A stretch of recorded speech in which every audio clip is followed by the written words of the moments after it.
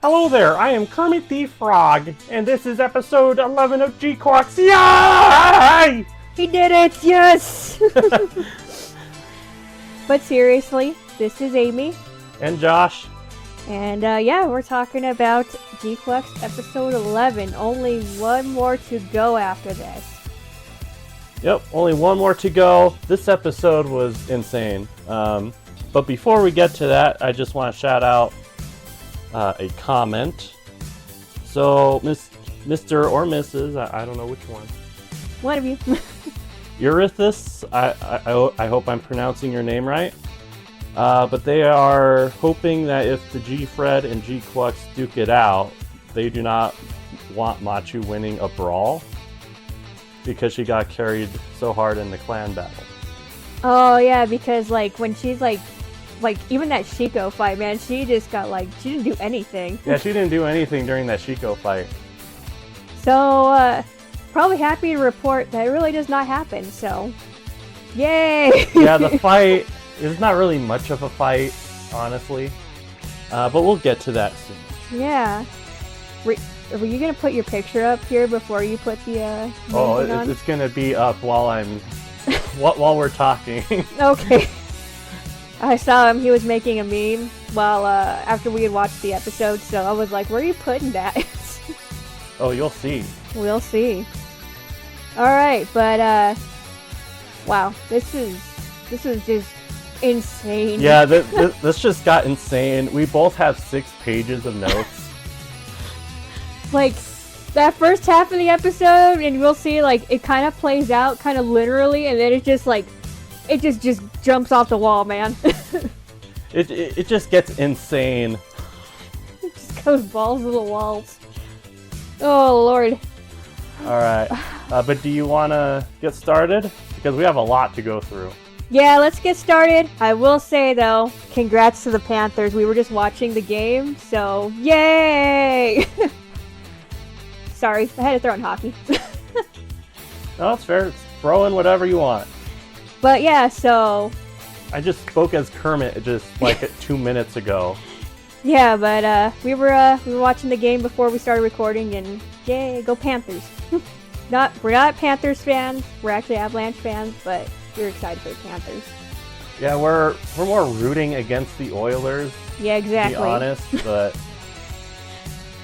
But okay, that's settled. Congrats, Panthers. Let's get to this episode review. All right. So, episode 11 starts off right where we left off, right? So, Nian just fired the Yomantho, Yomama, whatever you want to call it. And, sorry. Oh, go for it. And she's feeling sick, and she starts to, well, first she says that this Kira felt different, which would make sense. This is a forced one, not naturally occurring. But she starts inputting the next code, and we see that the next set of coordinates would be to target Earth. Yeah, there doesn't look like there's a specific location on there, but seeing how it just kind of swallowed up the Bawaku, probably I'm assuming would just swallow up pretty much the whole planet at this point. Yeah, probably. Who knows? Even if it did take a chunk out, I don't think there's any way the Earth would go back to normal. Exactly. I don't think it'd be inhabitable after this. It'd be like when you play Universe Sandbox and you do something stupid to the Earth and then the temperature raises 1,000 degrees. Yeah, exactly. So there's just no going back, but thankfully, like you said, there has to be a cooling period for when the next shot gets fired, so Earth is safe for right now. Yes, Earth is safe for right now. Let's see, but it seems like Lala is in her head trying to stop her. Yeah, she can hear her. I think in a minute is when Machu makes the comment, so we'll wait until Machu kind of gets into there, but... Yeah, and then we notice that the Yomantho has a weapon cooldown, kind of like how in Gundam Wing, Libra had to the Libra cannon kind of broke down or needed a cooldown every time it fired. So they can't repeatedly fire that. Which again, thank God, because Earth would be pretty much finished by now. Yep, and that's when Machu comes in, and then we see Char watching from the window. And he points out that there's 2 Alpha Siders, so I'm assuming that is the Gquuuuuux and the Gfred, so kind of going back to what we discussed in the last episode review, basically Alpha Side is written into the Gquuuuuux, I guess, programming. Yes. So I'm assuming that's the same with the Gfred as well. We really don't get a good answer of what it kind of means. Could it be something that maybe we finish off in the next episode? Maybe. But we do know for sure that he does identify both suits as Alpha Siders. Yes. Now, after this, we're going to start getting into, like, point of view switches and everything, so it's going to be a little hard to keep up. But yeah, there's a lot of going back and forth with, like, flashbacks and stuff. Flashbacks and then going between battles and all that. Mm-hmm. But we'll start off with Nian versus Machu. We get a flashback of Chalia kind of training Machu. I guess he teaches her how to evade or just kind of combat funnels or bits, whichever one you want. Yeah, Daddy Shalia is coming in clutch. So basically telling her that, it's an all-out attack, but the funnels are based on still what humans kind of perceive and, what they're feeling through emotions for them to actually work. Mm-hmm. So you have to take that into account. So that's how she combats the funnels that come out of the cat ears. Yes, basically he says that even though it's an all-range attack, there's pretty much only a few variations that are kind of going to happen. Yeah, you can only, but I guess funnels can only work as creative as, the human mind actually is, how they can perceive it. Yes. Kind of like Green Lantern's ring, you can only, create so much because, You are limited by your own mind. Exactly. Yeah. And one thing I kind of noticed here is that the Gquuuuuux has the Omega Psychomu off. Yeah, this whole time, she's been battling Nian, so it's just Machu and then her new type intuition going. Yeah, she's not using any, special thing from the Gquuuuuux or anything, it's just her. And then to kind of finish off the scene, they get into a saber lock and they kind of discover who each other are and they start talking to each other. So it is kind of funny when Machu grabs Nian's bit and then just throws it back at her. Oh yeah, that was great.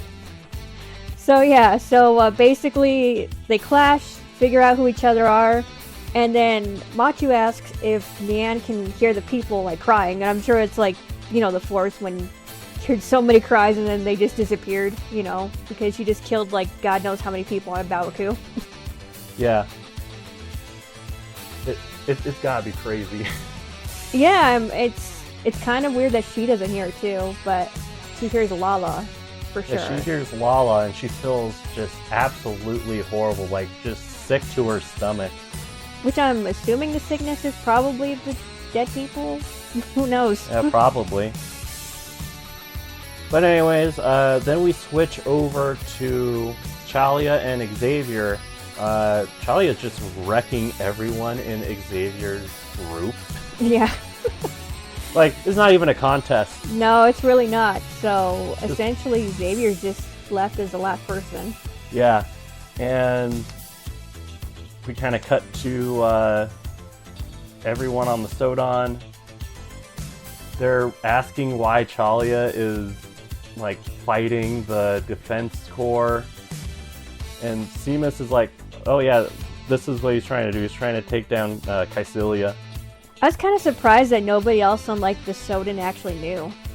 I would have thought that maybe secretly Shalia was building kind of a resistance, but yeah, it's dude maybe has 1 or 2 people in Zeon or something, or maybe he has more forces, we don't know, but so few people know about his actual plan, which is kind of surprising.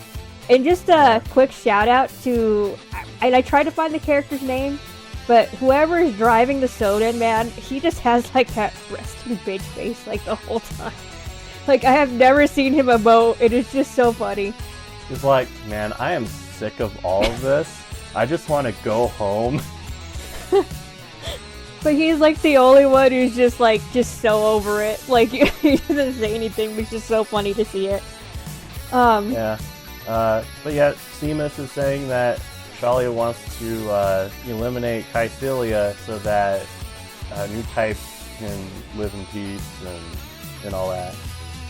And then Kamali says something really funny. She's like, true new types would never do something like that. And I'm like, yeah, sure. What are you talking about? Clearly have not seen any other Gundam, have you, Kamali? Though I guess in this, universe, like, we're at peace, I guess, for the most part. I don't know. It's a very naive thing to say. Very naive, and there's probably some propaganda going into that too.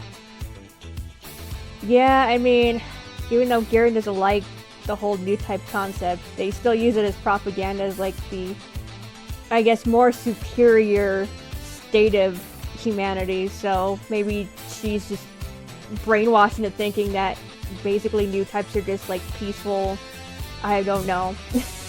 I mean, you don't have the whole thing. I mean, Char was like the main new type to actually go through the military here, but like, you don't have somebody like Amuro, who was a civilian before, gaining those new type abilities through combat. So maybe that's a different thinking in the Gquuuuuux universe. I don't know. Maybe. But then we switch again. Machu is asking why Nian is fighting for Zeon and how she ended up here, and Nian is just like, I don't know, this is just how everything turned out. Yeah, but to be fair, she didn't even answer her question, like, why didn't she stay near the Gundam at least? Yeah. So, yeah, she's like, yeah, I have no idea, it just kind of happened.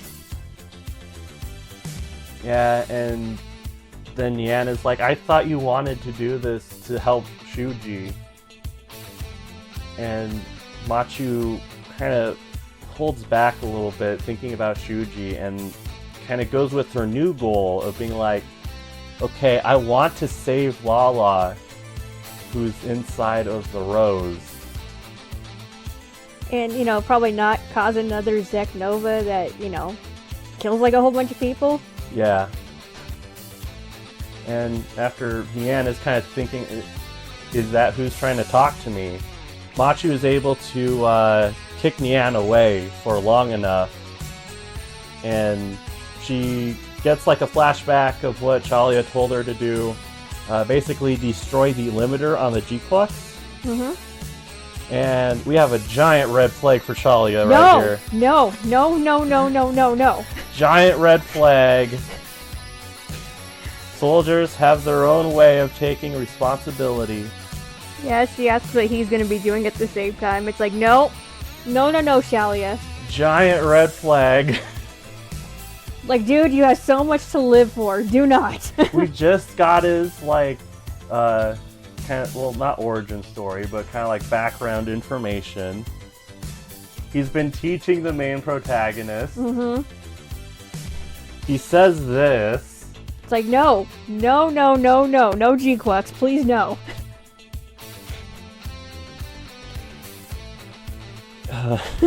Oh my god.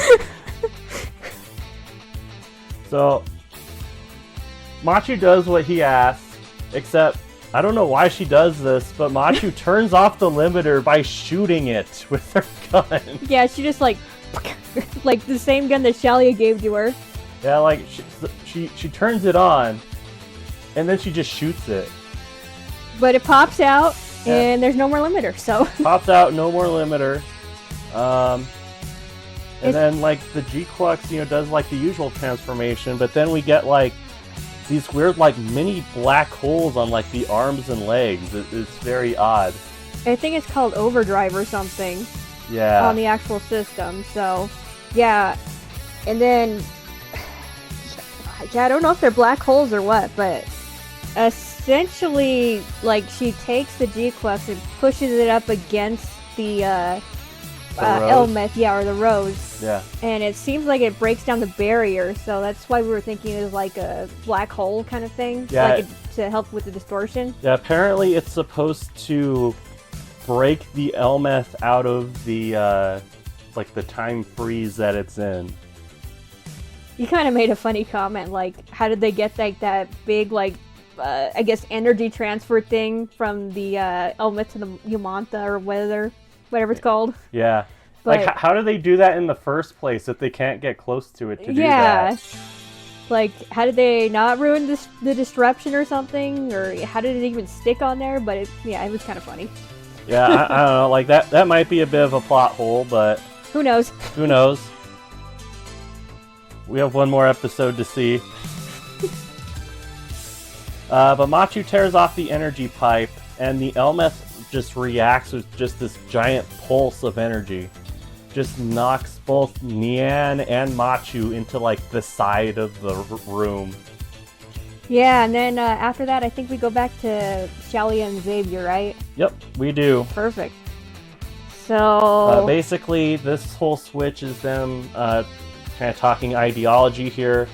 Xavier thinks that Cassilia wants what's best for new types and space noids in general. And Shalia is like, she is willing to kill the Earth right now. Yeah, Shalia is like, even if that's true, is that worth sacrificing everyone on Earth? Because Yomantho has the potential to just sacrifice everyone on Earth. Yeah, and it's kind of like weird because he just saw a Bawaku, like, literally get blown up in front of him. It's like, really, man? Yeah, get transported and then crushed right in front of him. Like, take a hint, dude. You see a little bit of hesitation in Xavier, but it's still not enough to make him stop fighting. So, it's kind of where we come to that. Yeah. Then we switch again. Machu kind of pushed to the side and, like, tunnels, like, adjacent to the room that she was in originally. She wakes up to just, like, the ghost of Shuji just in her face. It's like Force Ghost Shuji.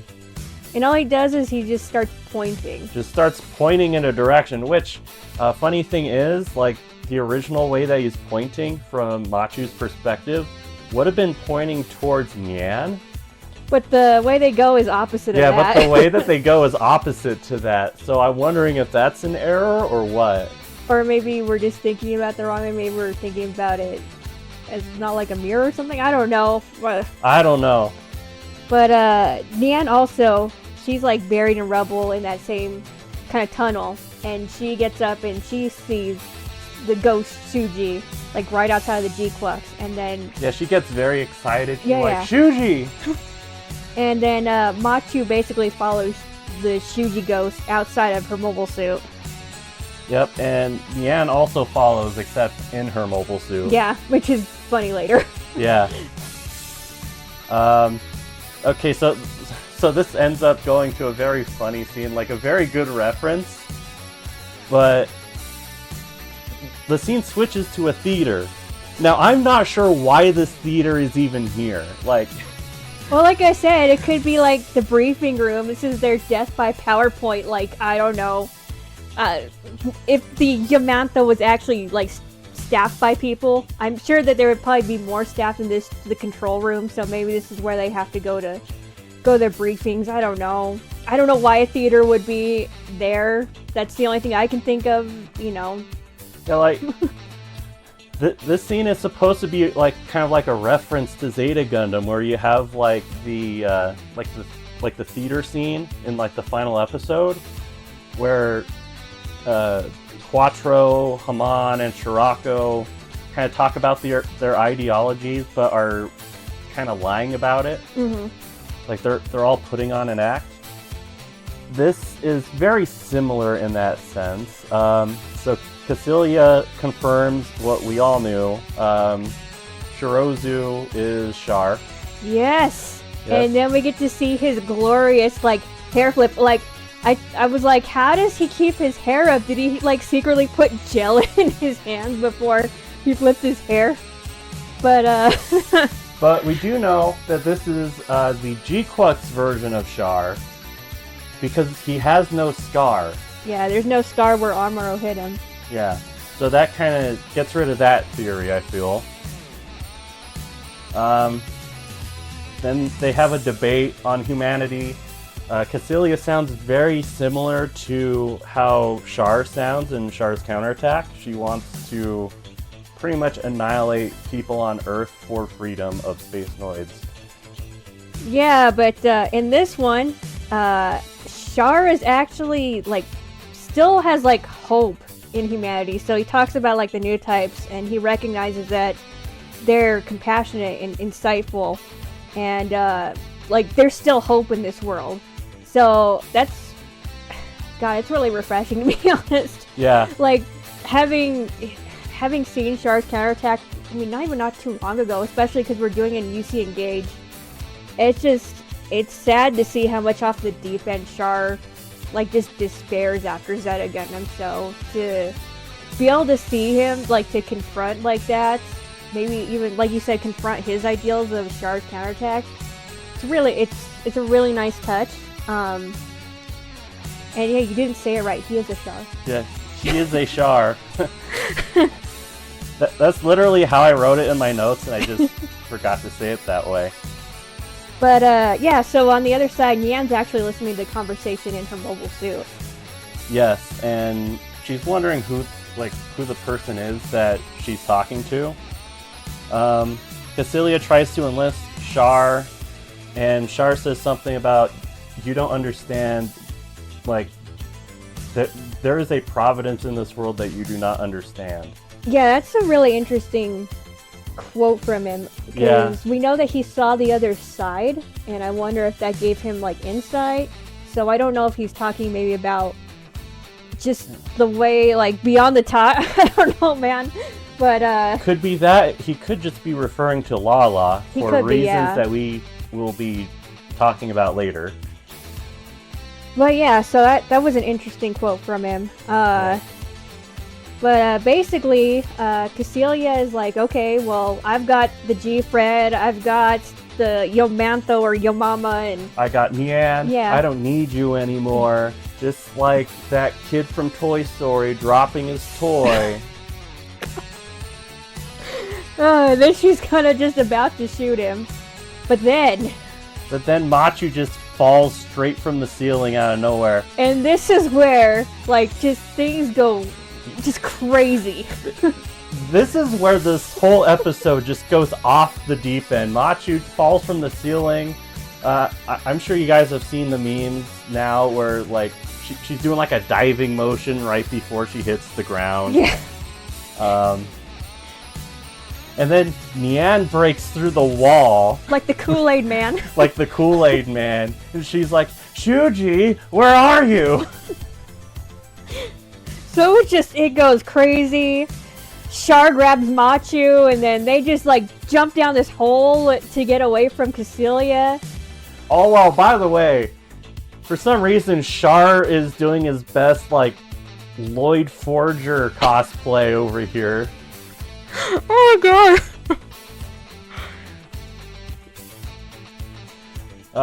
But yeah, they're falling. They're falling. I don't know how far down. That's like stories and stories.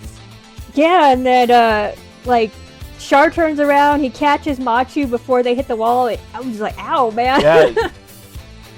Like my back. Yeah. It's like Spider-Man 2. That's what we were thinking of when we heard his like back like just hit the freaking wall. It's just like, ouch. Yes.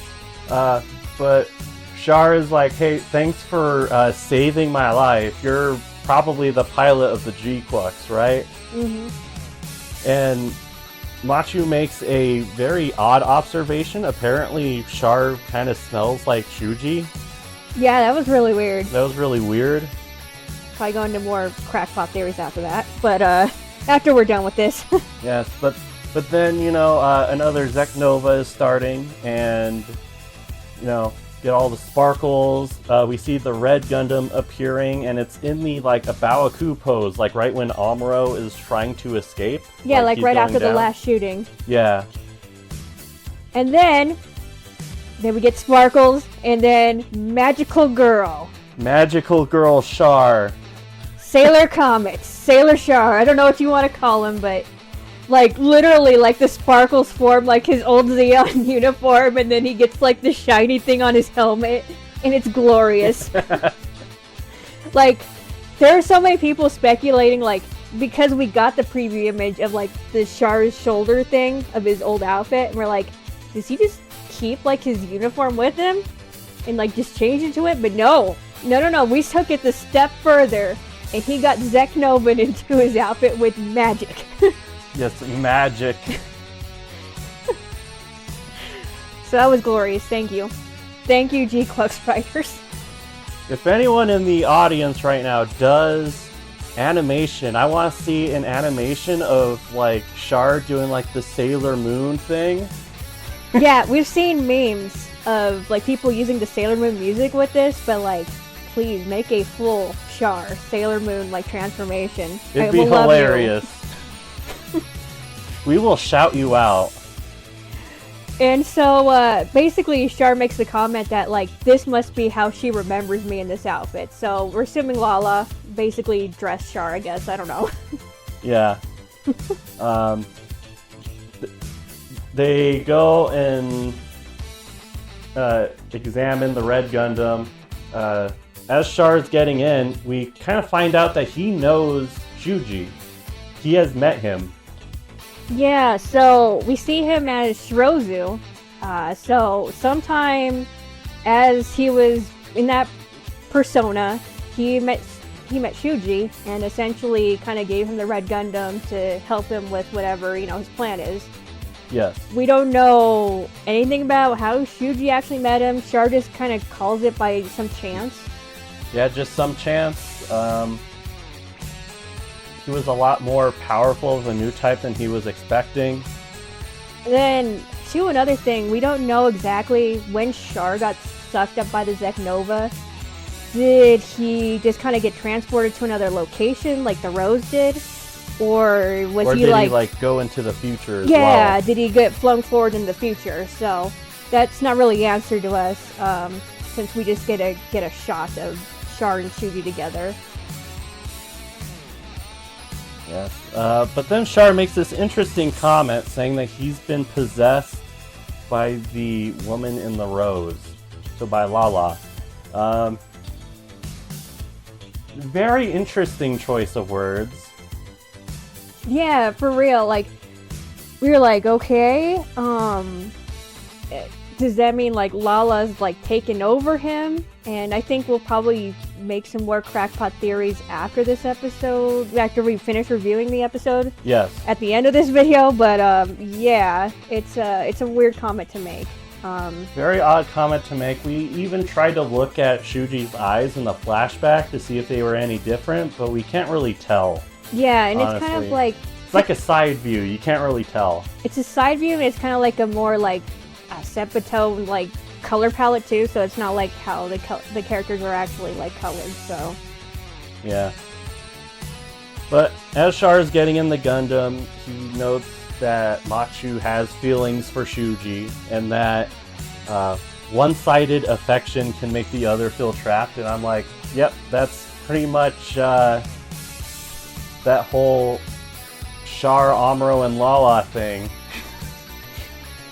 And I would just say, like, yeah, Char gives good relationship advice, and I want to just say that I'm going to reiterate that Char has so much of a better life in this, like, Gquuuuuux timeline. And I know Lala, I don't want Lala to be in, like, the brothel situation or anything, but, like, he just seems like a better person. I'm sorry. Like, I think being away, like, not having, like, the whole, infighting with Amuro and stuff, I think that just makes him a better person, man. He's more focused on what he needs to do. Yep. But before Char leaves, he makes this comment where he says, "I must ensure her disappearance." And Now, Machu's not exactly sure what he means by that. yes. Now that can mean a lot of things. That can mean, death. Or it could also just mean, send her back to the other side. Yeah, just Zeknova her back to the other side or something. Yeah. It's not very clear what Char means by this. But then we switch over to Nian and Kycilia. Mm-hmm. And Nian is like, I don't understand. I feel just sick. Is there someone in the rose? And Kycilia is just like, no, you need to ignore this discomfort for your freedom. Yeah, so that she says that's what the whole point of the Yamantho operation is. But then we kind of came to like this weird part. So the translation says that she started the operation because of the man she was talking to. So we're assuming that means Char. But we're not exactly we don't know if that's like kind of like a mistranslation or something. But yeah, it makes no sense in the context. Like, we even went back to see if like the conversation between Char and Kycilia would kind of clear that up a little bit. But the whole idea of Nian thinking that Kycilia did this for Char is just really weird. It has to be a mistranslation. Or who knows, but you would think because Kycilia basically just found out that Char was part of the development team for the Yamantha, like he was hiding there. Yeah. I don't think she had any like suspicion of that he was still kind of around, Maybe slight, I think she's always cautious that Char could foil her plans or something, but there's not like it's not like saying like she made the Yamantha just to get rid of Char or something, Yeah. But Machu crashes in again. This time she's trying to get back to the Gquuuuuux, and Kycilia is like, oh, it's that girl who's working with Char. I'm going to shoot her. And right before she can pull the trigger, Nian shoots Kycilia. However, she is not dead. She's not dead yet. So thank you Gquuuuuux. That means we can possibly get a headshot. Please. I'm begging you to give Kycilia an epic death again. Yeah, and Nian is just like in shock. She didn't think that she could do it. Yeah. And Kycilia is like, oh, you dare, and tries to shoot Nian, but she's able to block it with the G-Fred's hand, and Nian is able to escape. Yep. I kind of had like that feeling that Nian might use the gun on her, but I thank you Gquuuuuux for not making that Kycilia's death. But Kycilia's injured, so she has to get out of there too. Yeah. Now we switch again. There's a lot of switching. Yeah, there's a lot of switching. We switch to Char. He's kind of floating over the Elmeth. We kind of get an explanation for all the Zeknovas before. So basically, you have two of the same Psychomu system resonating. So the Psychomu and the Elmeth and the Psychomu and the Red Gundam are technically the same thing, right? Mm-hmm. And kind of that instability and kind of resonating of the two causes the Zeknovas. And Char makes this comment that's kind of odd to me as well. Apparently Yamantha was made to get rid of the rose or to send it back. Yeah, he does point that out, and I wonder if maybe how we were talking about how Char might have like made a failsafe or something in the Yamantha. I wonder if maybe that's what he put in, that, there's a way to basically like Zeknova her back. Yeah. Yeah. Like originally I was thinking maybe the failsafe was just the cooling, like the cooling system, right? But maybe not. But before Char can start, Machu tries to stop him, and then Shuji shows up in between them, and then he looks over to Lala, who's in the Elmeth, and she starts to wake up. And then there's a whole bunch of energy just resonating in there. Yeah, so as she starts to wake up, another kind of Zek Nova starts to happen. Yeah. So it's detected by the Soden, like they start getting kind of this energy reading. But this time, Comely calls it a real Zek Nova. It's a real Zek Nova. Apparently, Comely's whole job is just to tell us what's going on now. Yeah, so we were asking, I mean, I still don't know what her exact job on the bridge is, but apparently she's the exposition person. I guess the exposition Xeon bridge bunny. I don't know. All of the above. All of the above. But then we switch to Xavier versus Chalia again. Xavier sees the Kira Kira. Yeah, I think this is... Like, I think this is the first time he sees it. Shalia says, like, in passing, like, he might have, like, seen it or sensed it, but, you know, this is... Basically, it's the energy emitted from interactions of Minovsky particles moving in from the other side as observed by light. Yes. That's what Shalia says word for word. And then, in the Zek Nova, basically, new type abilities hit their peak. Yes. It's like the full moon for waterbenders in Avatar. Kind of, yeah. Yeah. But through the Zek Nova, Shalia actually sees Cassilia. Yep. And he senses Char, right? I don't remember him sensing Char.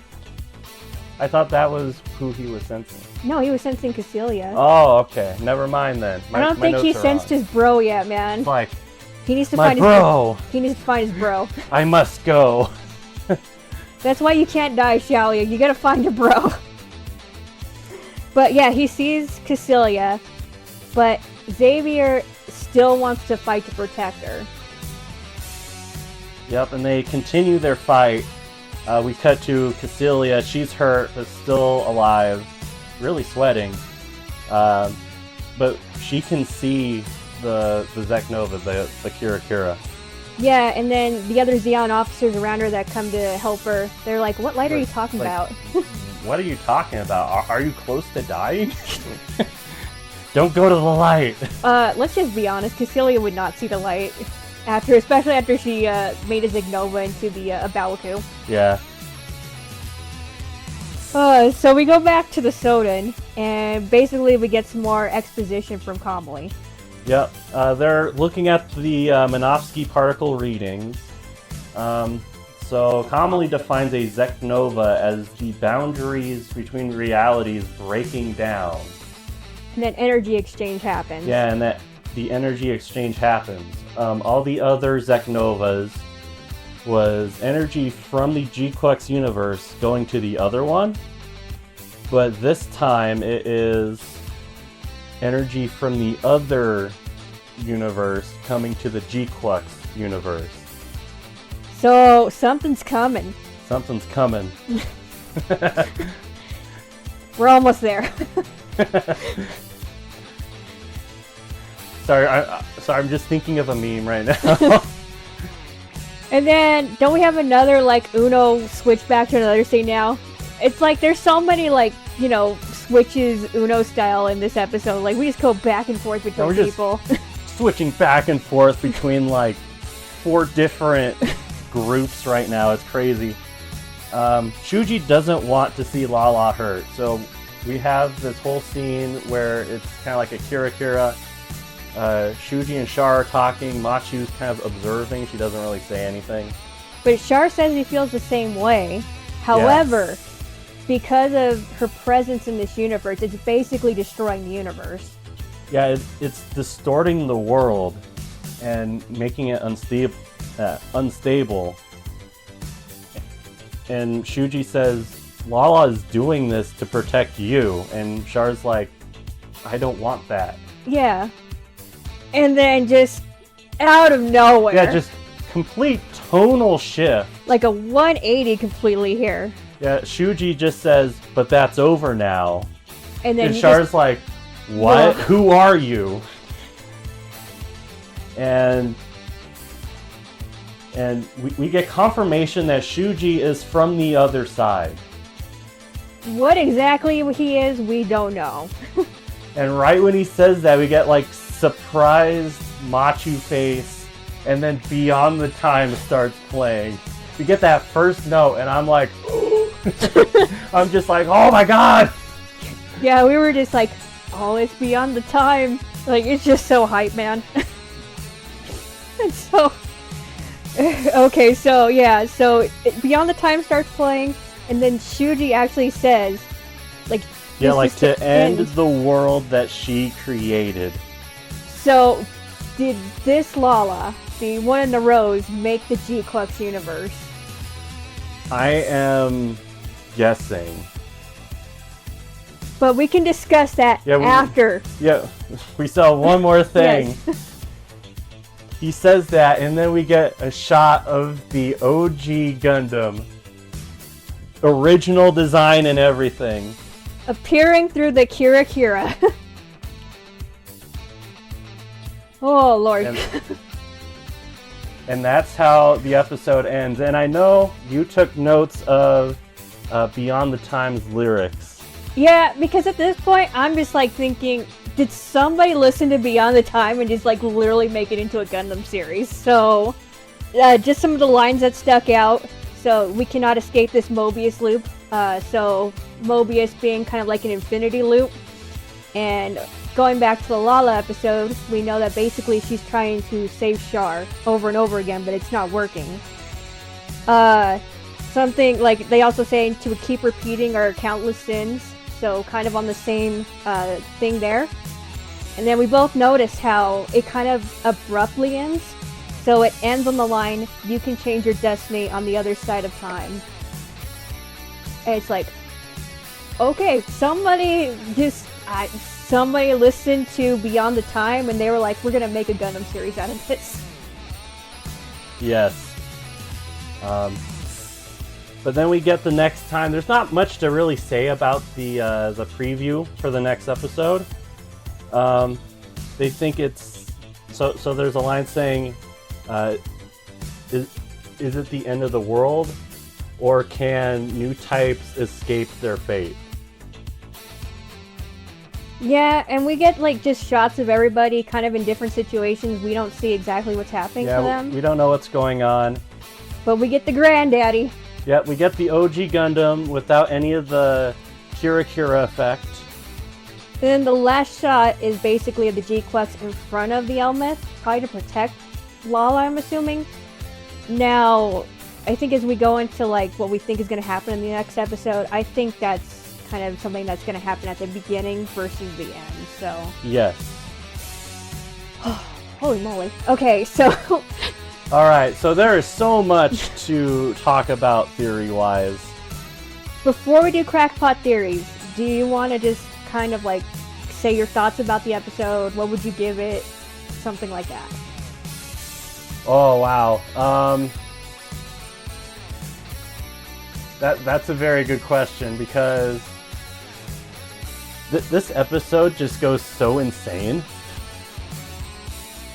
Like this might be an 8 or 9 for me, just how enjoyable it is.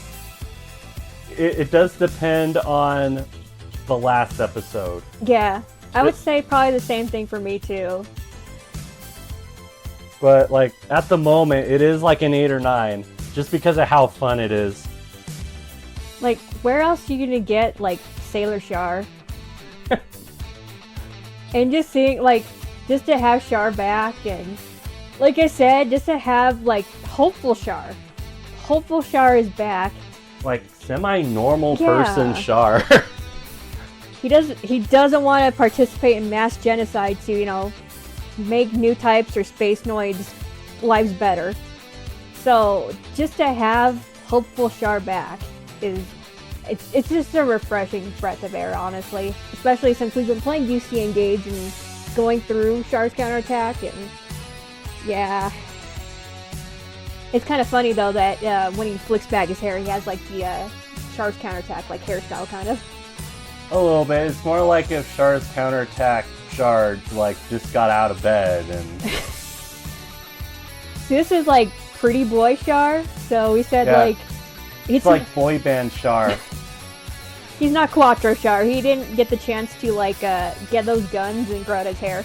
Yeah, this is like Asian boy band Char. B12 Char. You wanna shout B12? You know you do. Oh man, this episode, I was not expecting it to go so insane, especially after that half point. Yeah, that half point is when it just gets insane. But I enjoyed it. Like, I enjoyed it a lot. Honestly, I could probably like rewatch this episode like a few more times. Yeah. I'll probably watch it a few more times before the actual final episode next week. Like, it's just that fun.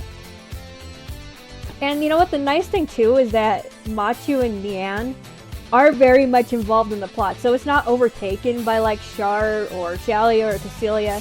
They're actually involved in the plot, which is something I was kind of worried about when we first saw the beginning movie, just because there wasn't too much emphasis on them. So yeah. But I'm glad to report that yeah, they do actually get to do things. And even though I love Char, he's not the main focus, per se. Oh, anything else about this episode? Besides you fangirling, I was fangirling too about Beyond the Time, so... Yeah, I don't think I have anything else. I'm just excited. I'm excited for the next episode. I am sad but excited, but yeah, excited. Like, this ride has been a lot more enjoyable than Gquuuuuux, in my opinion. Oh yeah, for sure. There's actually like big conflict. We actually get some payoffs. Conflict, consequences. It's just nice. Yeah. Oh, please, my goat Shalia, don't die. Like you said, we haven't found Char yet. He needs to see his bro. They can make this world so much better, man. Make their own version of Aayug and yes, just, dismantle Xeon. But please don't let Shalia die. There are way too many red flags. I mean, especially like you said, we had his flashback. He gave Machu the gun, so he like gave her the fatherly advice too, and it's just like, no. Xavier, don't you dare kill Shalia. No. If Xavier does, I'm never going to forgive him. I don't care. Oh. Alright, should we put on our tinfoil hat? Crackpot theories, because at this point, I think anything goes. Yes, anything can go. Now, the first order of business is kind of the elephant in the room. Is Amuro in the Gundam? In my opinion, I don't think he is. I don't know if, like, Shuji is, like, manifesting the actual Gundam to come through. But, and like you said, it could be a misunderstanding, but I know Amuro definitely would not want, like, a whole universe of people to just die. I mean, it could. Okay, so I feel like it kind of has to be Amuro. So my tier list is Amuro's going to be in the Gundam, Shuji's going to control the Gundam, or number 3 is going to be Sayla. Which, that is one thing. We were talking about how, like, Sayla just gets shafted again. Unless she is in the Gundam, who knows? Like, no matter what series it is, it seems like Sayla just gets kind of shafted after the original show. It's kind of sad. Like, she has so much she could offer to this, especially because she was the last one to encounter Char. Yeah, it's... I don't know. I mean, we could see her next episode for all we know. Maybe. So, even if she's not in the Gundam, but who knows? Who knows? Now, I guess the next question would be, like, why is the Gundam there? Like who is bringing it over? Is it Lala or is it Shuji? See, I thought it was Lala because as she woke up, that's when the Zegnova started to come through. Yeah, so I think it's Lala too. However, I think okay. So my whole kind of like the way I'm interpreting this could age really poorly. Anything could, because Yeah. like we don't know what's gonna happen. So my interpretation of this is that Lala is bringing over Amuro and the Gundam, and Shuji wants to end kind of Lala's world over here. Yeah. I'm not quite sure if Lala wants to end Lala's world. Those are some weird words to say together. I know, right? It's English, Amy. That's how it works. But yeah, that's kind of what I'm getting hung up on here. Like, I don't think she wants to kind of end her own creation. Yeah, I don't know. It's really hard to determine intent because she doesn't talk. It is. At the same time, is she distraught because Char never met the Lala here in this world yet? And so she never got like that chance of happiness? I don't know. I don't know if like she's like, we just have to start over again and you have to go meet her. I don't know. It could be that too. Maybe. You're talking about going to the beginning. Yeah, go get the beginning. I don't think we ever figured out who sent those texts. No, we haven't. And another thing that we know for sure now is that Char's soul is not trapped in that red Gundam. So who is Shuji talking to? Probably Lala the entire time. It could be. I'm wondering though, because like I mentioned like earlier, like the little conch robot thing, like Yeah. he had like this scene where he like hides behind the pillar because he's scared of like whoever Shuji's talking to. It's like so weird. It's like, is it Lala in there? I have no idea. I mean, probably. I mean, you know, like the two Psycommu systems resonating since they're the same Psycommu. And we know it's not Char activating it. Just kind of like that first Nova too. Yep, it's not Char. He's physically there now. Mm-hmm.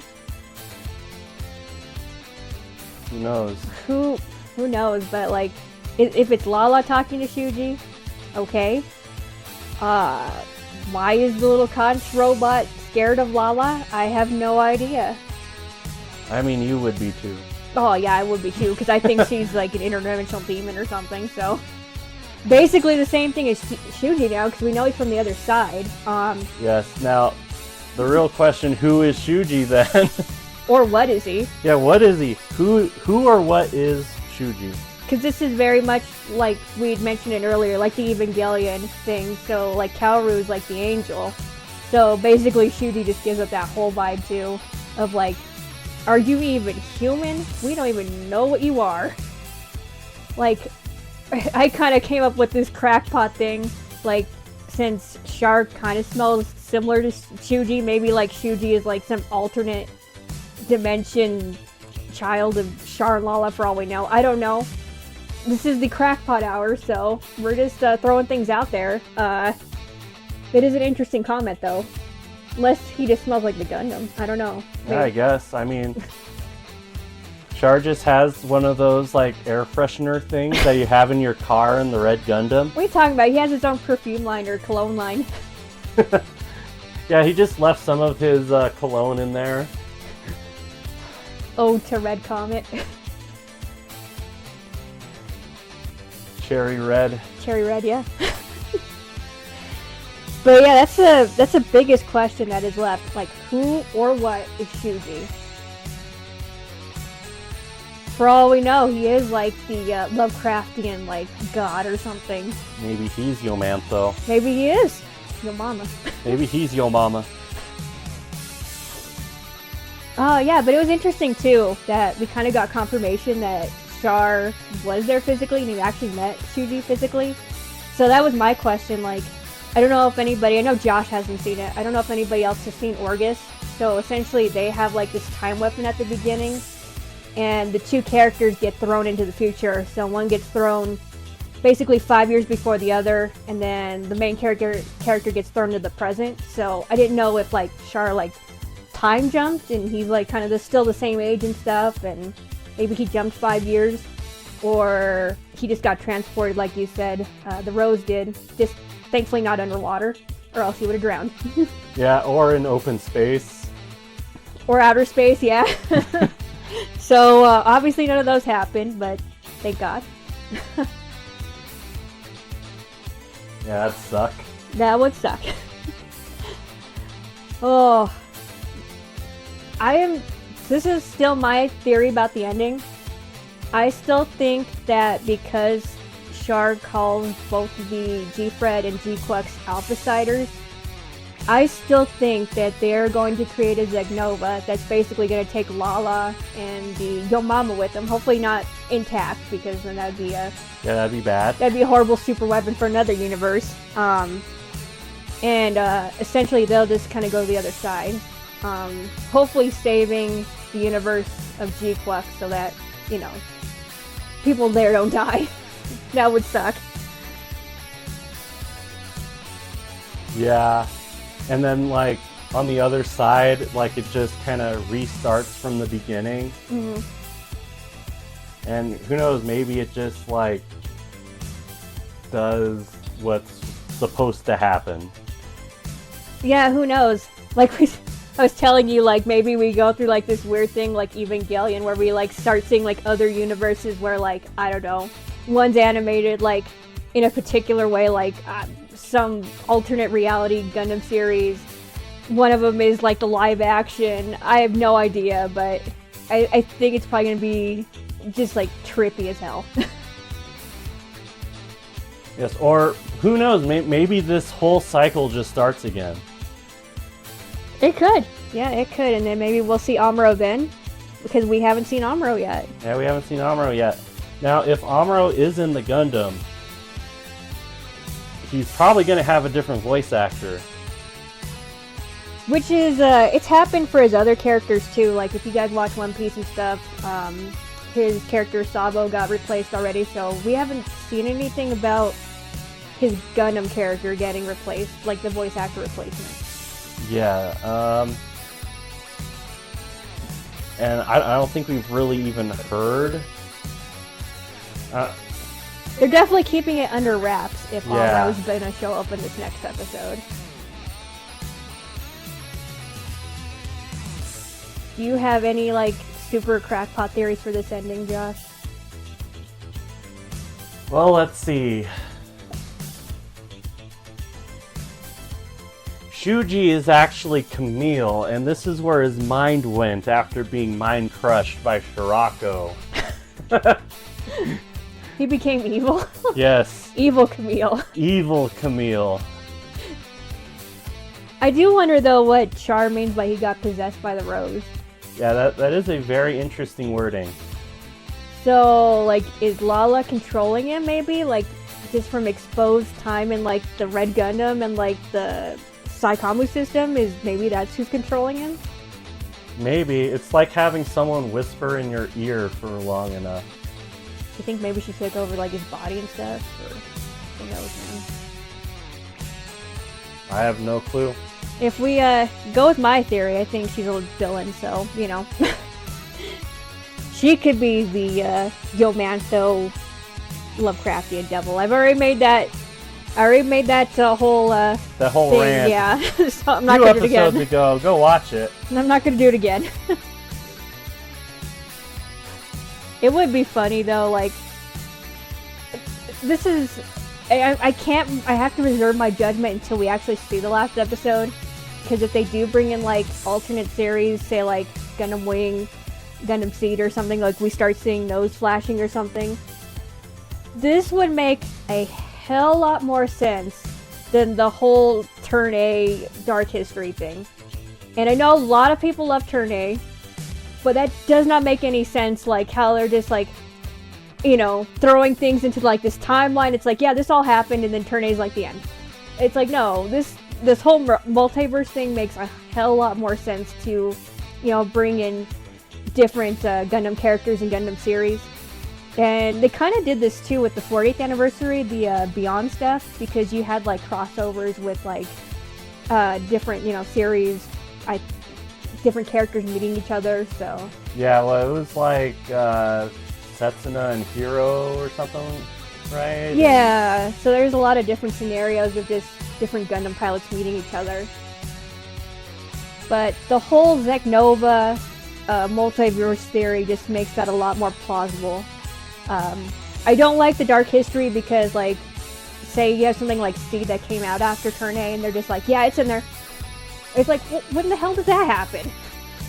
Well, it doesn't make any sense anyway, because then you're saying that, okay, all of UC happened. Mm-hmm. And then something happened to where... things just got really screwed up, man. Yeah, I don't things know. got really screwed up. And then, I don't know, Wing happens. And then something happens years later. And G Gundam happens. And then G Gundam happens. So, yeah, as much as I know people love Turn of Gundam, I've seen it. Josh still has to watch it. That's one aspect of it that really does bug me, is that dark history. It just feels like they're just throwing things in there and then just being like, yeah, it happened, dark history. So the whole multiverse theory set by, like, the whole Zeknova thing makes a hell lot more sense to me. We'll see if that does happen. We don't know. We might see other Gundams just pop out of, like, Zeknovas for all we know. Who knows? Yeah. But once again, like I said, I think I'll reserve my judgment on how exactly Gquuuuuux handles things after we see the last episode. And, yes, and for me, it's going to be like a week after the last episode where I kind of talk about how I feel about the series as a whole. Yeah, we got to get our thoughts. Like, we're going to have a dedicated video for the last episode itself. And then a series review video after that. Just so we can, like, go back and not, go through the motions like crazy. Like, not get, like, I don't know, have, like, a fangasm because Beyond the Time plays or something. Yeah, like, actually, like, logically think about how we feel about certain decisions and everything. Oh, man. Any more crackpot theories for this last episode? Let's see.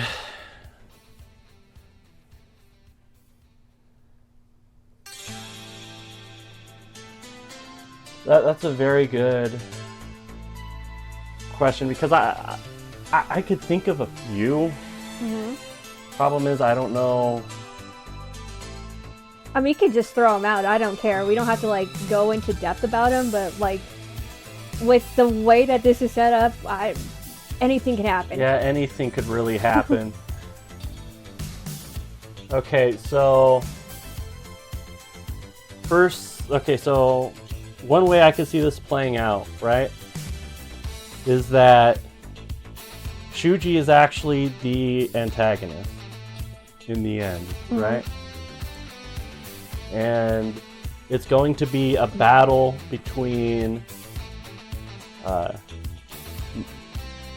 where Machu, maybe like the Gundam, after she figures out that it's not, trying to kill her and Lala. Mm-hmm. Machu, probably Amuro, and who knows, maybe Nian if she shows up, all on one side. And I'm assuming it's going to be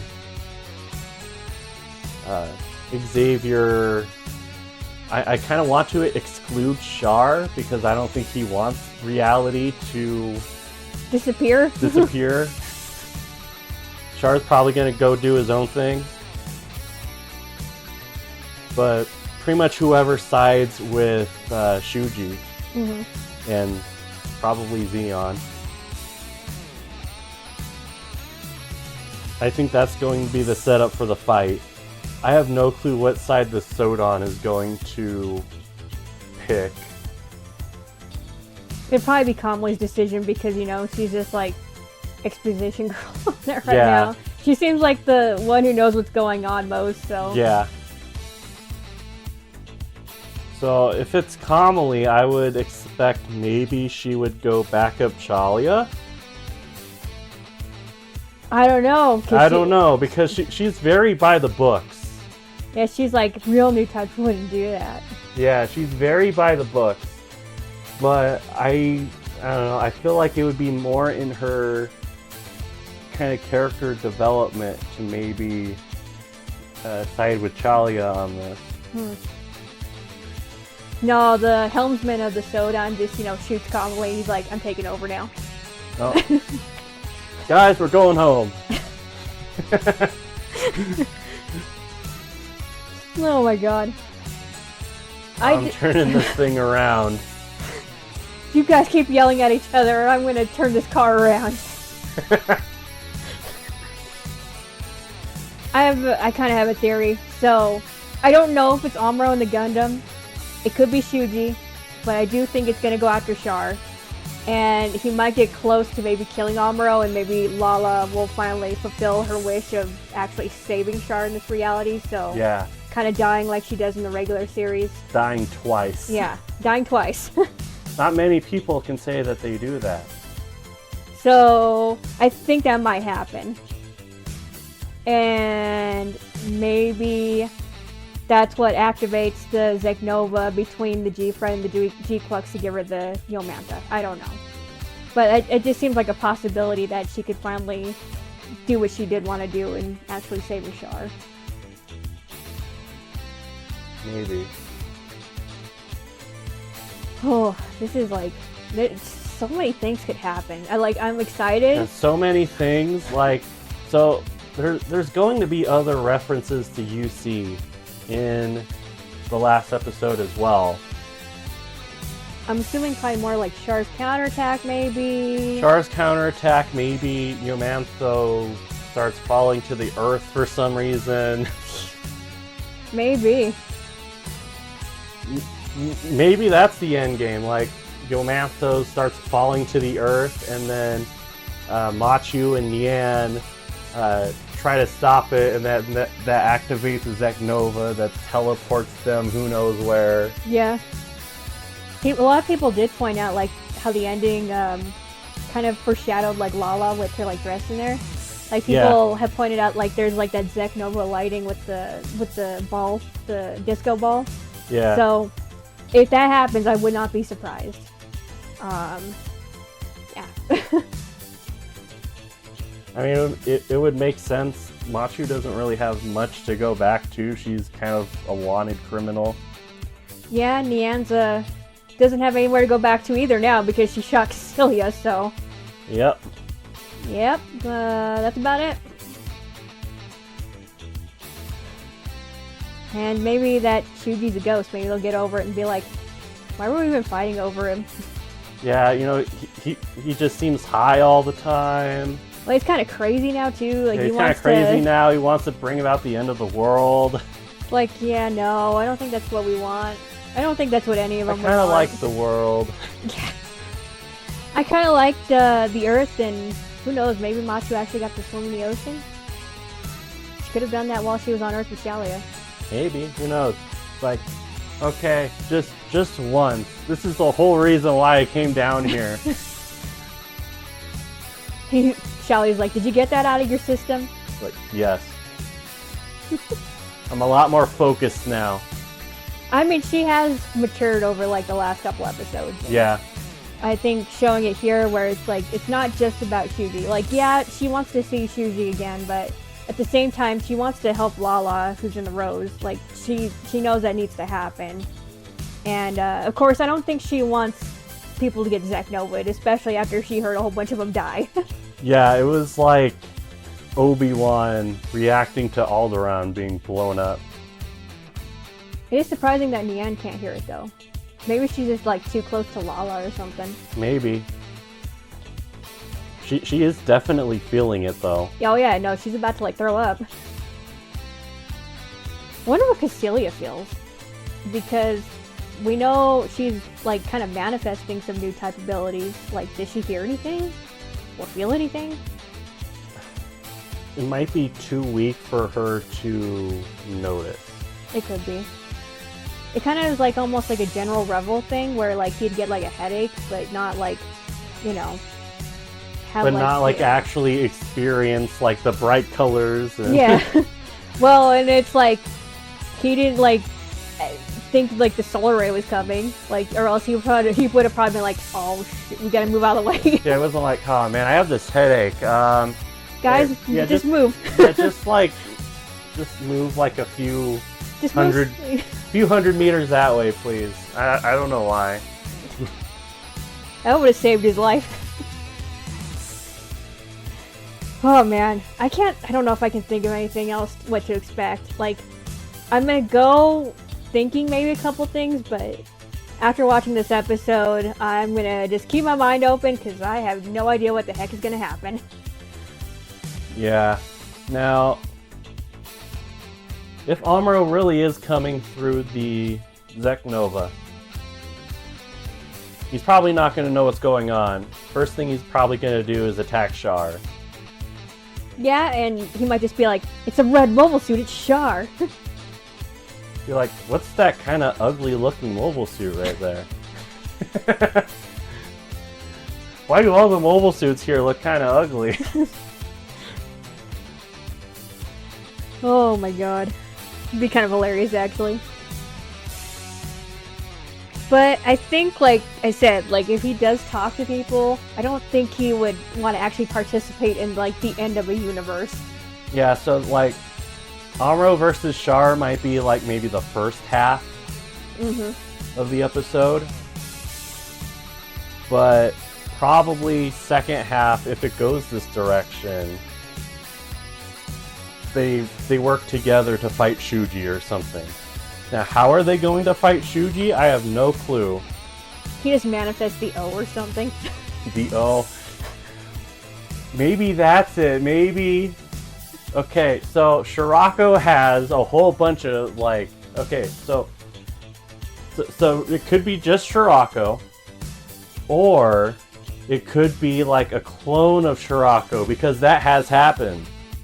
Yeah, and I pulled him in the UC Engage, didn't I? Yeah, the Overon. Yeah. Yeah, the Overon was also in Eternal as well, just in like the Chobam armor, the O right. form looking thing. Okay. Oh, I have no idea. Plus, UC Engage in Japan did a thing with Shirako kind of being the main antagonist. Yeah, in the like alternate, I guess, Zeta/Char's counterattack scenario. Yeah, like the Char's counterattack, Zeta, double Zeta scenario. It's gonna be Which the cutscenes seem really fun. I can't wait for that to be translated.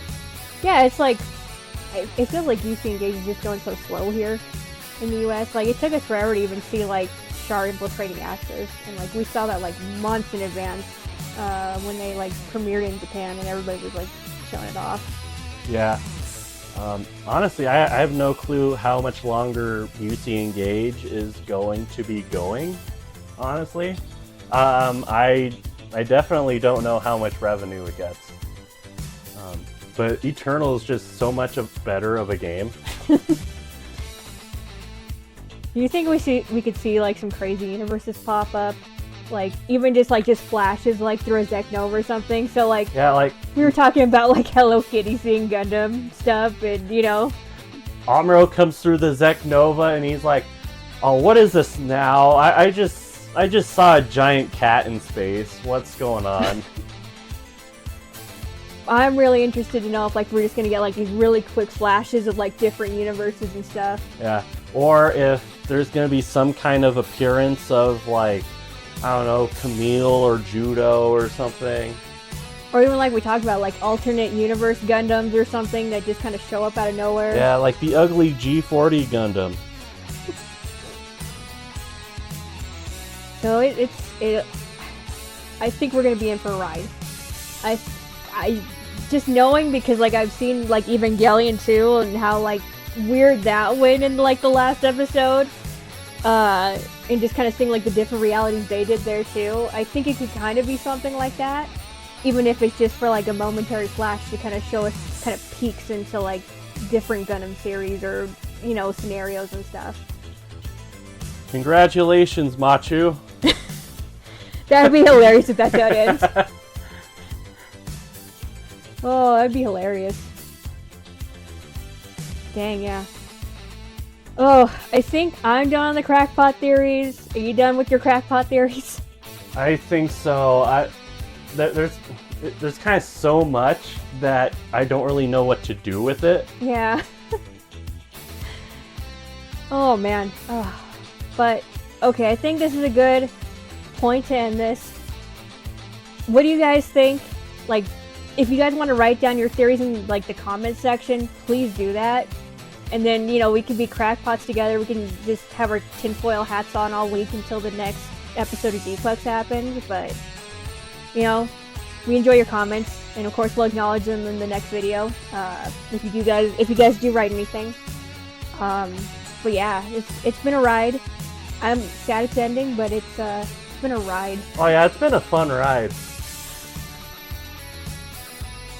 And I'm looking forward to just looking back on the whole series, because even if there are some mistakes, and I can think of a few now that I'd want to see expanded, for the most part, this has been very enjoyable. Yeah. Oh, dang. Alright, guys. Josh, anything coming up? Well, let's see. Still building the Burning Gundam. I'm still building my Char set.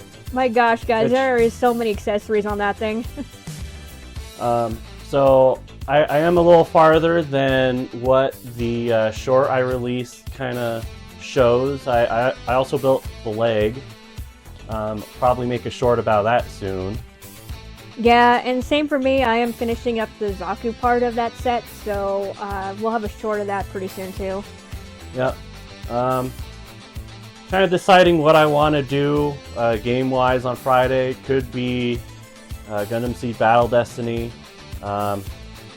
Sorry for the last episode. It was so hot in here, and and I was just dying all the time. I was just like locked in. Yeah, basically the swamp cooler broke here, so it's been super hot. Thank God it was like rainy today, so we got some relief. Yeah, it's been miserable in here. Oh, but yeah, so we'll figure out a video game. We're still working on model kits. Anything else?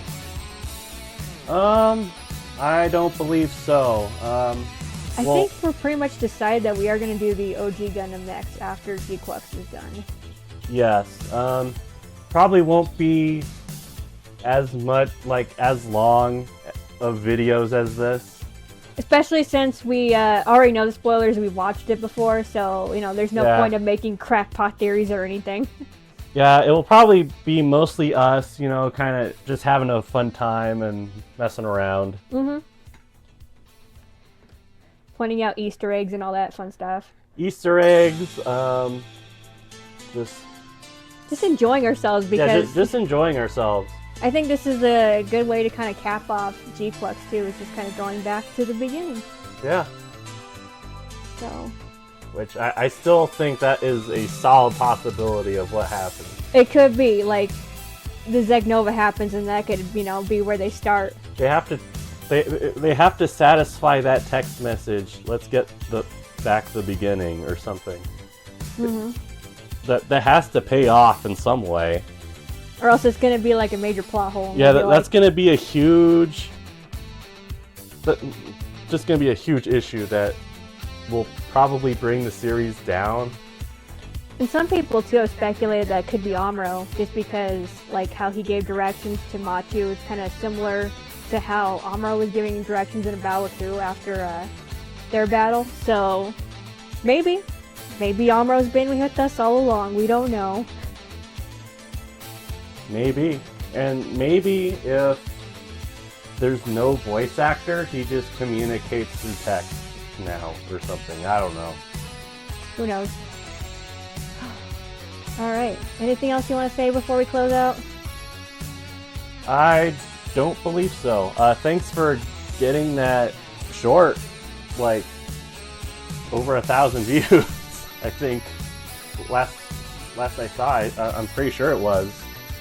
Yeah, and I think after Gquuuuuux is done too, we won't feel as pressured to get videos out as fast. Of course, we still are going to do them, but like we need to set up like social media and stuff too. So it'll give us some time to just kind of like actually make this channel better, I guess. Yeah, I won't have to edit till like 2 in the morning for the Gquuuuuux videos. Which I apologize.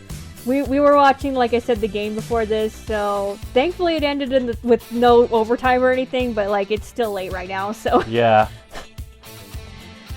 But I think that's a good enough reason for us to sign off. Yep. Alright, well, thanks guys. Like, share, subscribe. Just smash that like button. Like, let us smack that dude into tomato paste. Thank you for all your comments. Like I said, you can write as many crackpot theories as you want. We will be like, okay, that's interesting, and then bring them up in the next one before we go over the actual episode. So I am really curious to see what you guys think, because like I said, anything can happen in the next episode. Yep. Alright. Alright, this has been Josh. This has been Amy. And Kermit. And Kermit. For Gundam of Gundams. See y'all later. Bye-bye.